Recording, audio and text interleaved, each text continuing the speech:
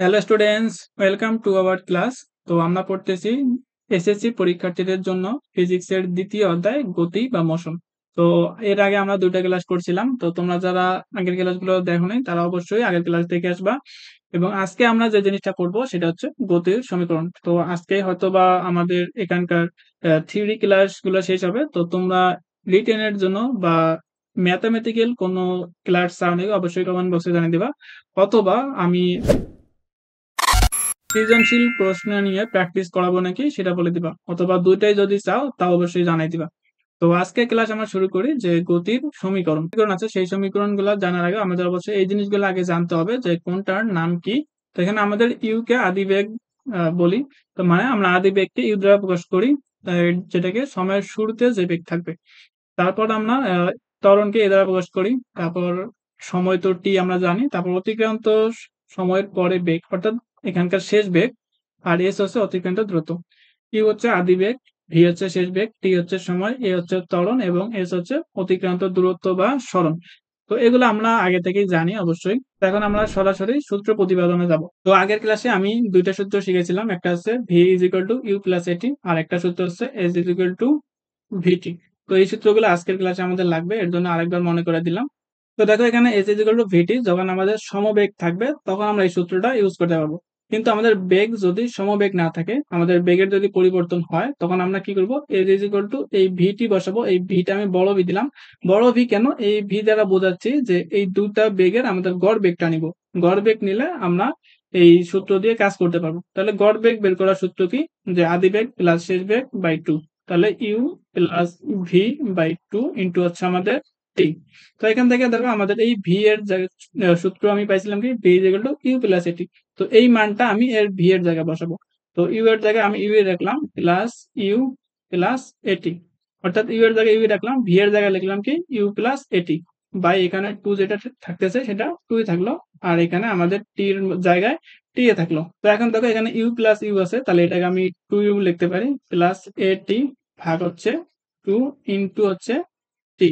তো এই টু কে যদি আমি দুই জায়গায় ভাগ করে দেই, তাহলে two u by two plus হচ্ছে এ টি বাই হচ্ছে টু ইন্টু হচ্ছে আমাদের টি। এখান থেকে এই টু কেটে গেলে এখানে থাকে যাচ্ছে ইউ, তারপর এটা হচ্ছে এ টি বাই হচ্ছে টু, আর এখানে আমাদের কি টি আছে। তো এই টি দিয়ে যদি আমি গুণ করে দেই, তাহলে সূত্রটা পাবো হচ্ছে ইউ টি প্লাস হচ্ছে হাফ এ টি স্কোয়ার। অর্থাৎ আমরা সূত্র পেলাম s is equal to UT plus half a t square. আমি ভালো করে লিখতেছি একবার, যে s is equal to UT plus হচ্ছে হাফ এ টি স্কোয়ার। তাহলে আমি কি এই সূত্রটা অলরেডি পেয়ে গেলাম। তারপর আমরা ওই সূত্রটা যে V equal to you plus A T, এই সূত্রটাকে যদি আমি উপরের দিকে স্কোয়ার করি, তাহলে এদিকে হচ্ছে V square is equal to এটা U A plus B whole স্কোয়ারের সূত্র পড়ছে, তাহলে হবে কি A square plus two A B plus B square. তাহলে এ এখানে হচ্ছে আমাদের ইউ স্কোয়ার, তারপর প্লাস টু এ বি, তাহলে two U A T plus হচ্ছে এ স্কোয়ার টি স্কোয়ার। তাহলে আমরা এই সূত্রটা পেয়ে গেলাম। তারপর দেখো এদিকে ভি স্কোয়ার জায়গায় ভি স্কোয়ার থাকলে কোনো অসুবিধা নাই, তারপর ইউ স্কোয়ার জায়গায় ইউ স্কোয়ার রাখলাম।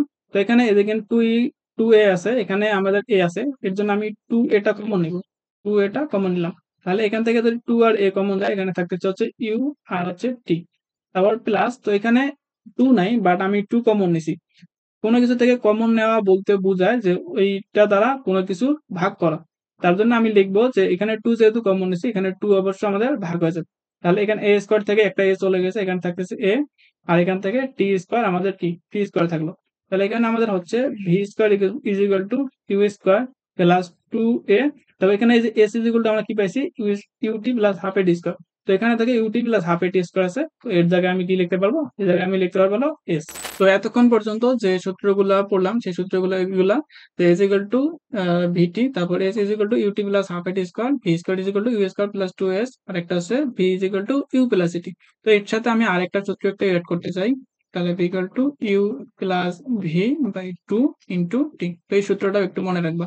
তো এখন আসি যে এগুলা হলো আমাদের সরলরৈখিক বরাবর বা ভূমিতে যদি আমাদের কোনো কাজ করতে হয় তখন আমরা এই সূত্রগুলো ইউজ করব।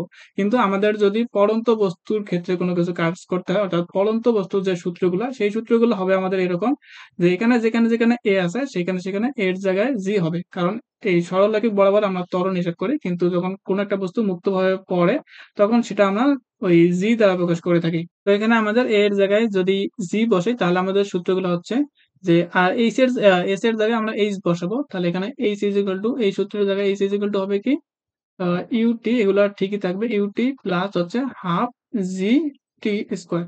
তারপর এই সূত্রের জন্য হবে আমাদের এখানে V square is equal to you square plus two G H. তারপর এখানে হচ্ছে V is equal to you plus G into T. তারপর এই সূত্রের জন্য H is equal to you plus V by two into হচ্ছে আমাদের টি। তাহলে এই সূত্রগুলো হবে। এখানে আরেকটা জিনিস আমাদের খেয়াল রাখতে হবে যখন কোনো একটা বস্তু উপর থেকে নিচের দিকে আসে তখন আমরা এই সূত্রগুলো হুবহু ইউজ করতে পারবো। কিন্তু যখন আমাদের কোনো একটা বস্তু নিচ থেকে উপরের দিকে যাবে তখন এই জি এর জায়গায় আমাদের জি এর সামনে যেখানে জি আছে সেখানে আমাদের মাইনাস দিতে হবে। কারণ হলো জি আমাদের সবসময় নিচের দিকে কাজ করে কিন্তু বস্তু যদি উপরে যায় তাহলে জি এর যে মানটা সেটা ঋণাত্মক হবে। তো যখন একটা বস্তু উপরে যাবে তখন আমাদের সূত্রটা হবে এরকম h is equal to u t minus half G T square. তারপর এখানে সূত্র আসতেছে v square equal to you square এখানেও জি আছে এখানে আমাদের কি মাইনাস হবে মাইনাস টু জি এইচ। তারপর এখানে v is equal to u minus হচ্ছে জিটি। আমি আবার বলতেছি এগুলো আমাদের সরলরৈখিক বরাবর এই সূত্র ইউজ করব। আবার যখন কোন একটা বস্তু উপর থেকে নিচের দিকে আসবে তখন আমরা এই সূত্রগুলো ইউজ করব।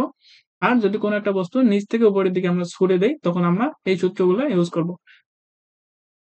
তো আশা করি আমি সূত্র সম্পর্কে সকল সমস্যা বলতে পারছি। তো পরবর্তীতে কেমন ধরনের ক্লাস চাও, সৃজনশীল টাইপের নাকি এমনিতেই ম্যাথ টাইপের ক্লাস চাও তারা অবশ্যই কমেন্ট বক্সে জানাই দিবা।